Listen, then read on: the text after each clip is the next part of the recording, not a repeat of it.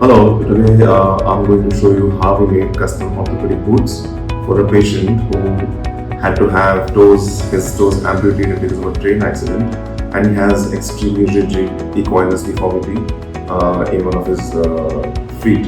So because the patient has a deformed foot, first we took a cast of his foot with plaster of Paris. So this gives us a model of the foot in plaster of Paris.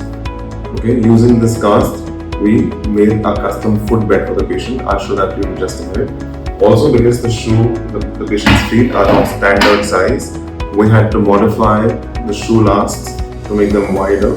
This is the non-affected foot, okay, but we still have to make it wider. And this is the shoe last for the affected foot, which has a bulbous protrusion. It has swelling, it has skin grafting, and it's a wide foot. So we made this last, so the shoes will be built over these lasts so that it fit the patient really well. So after the shoe lasts were made, we built these custom shoes for the patient. Okay, so this is the shoe for the amputated foot, this is the shoe for the normal foot, and I will show you how we made the shoe so that the patient has ease and comfort while using these shoes. So we've given him a very long Velcro strap. This can accommodate swellings if required. When it is open, because the strap should not get dirty on the ground, we've given them this attachment. The strap can be glued on the side.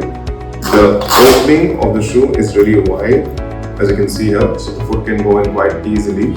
This is the footbed that we made, using this cast. So you can see how the footbed fits this really well. So this is how the POP cast helps us to make an accurate footbed and offload the bony prominence, on the toe.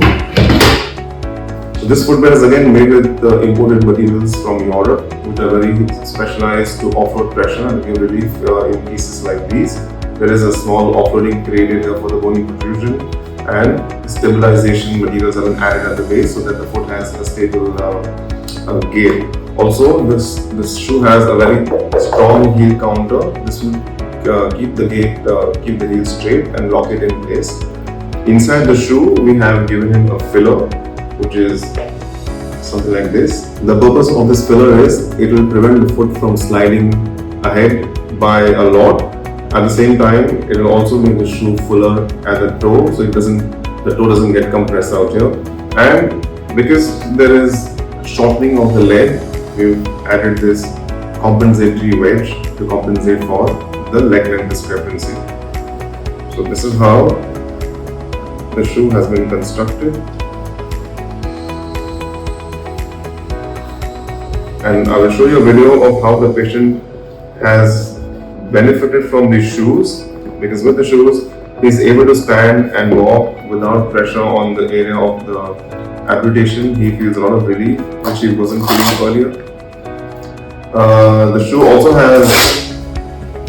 has a lightweight anti-slip EVA outsole, and we're giving this elastic attachments here so that the shoe can be tightened really well for better grip. On the other side, this is the normal side, also because the heel doesn't touch the ground because of the equinus deformity, we have given him a compensatory wedge here as well. This is the compensatory wedge, and on top of that we've given him cushioning such that the pelvis gets leveled out. So this is it's a complicated process to make shoes like these. It needs a lot of team effort, measurements, work, sometimes rework, and a lot of rework. But we strive to ensure that every patient who gets shoes done from us gets a substantial amount of benefit, is able to walk better and feel comfort. Thank you.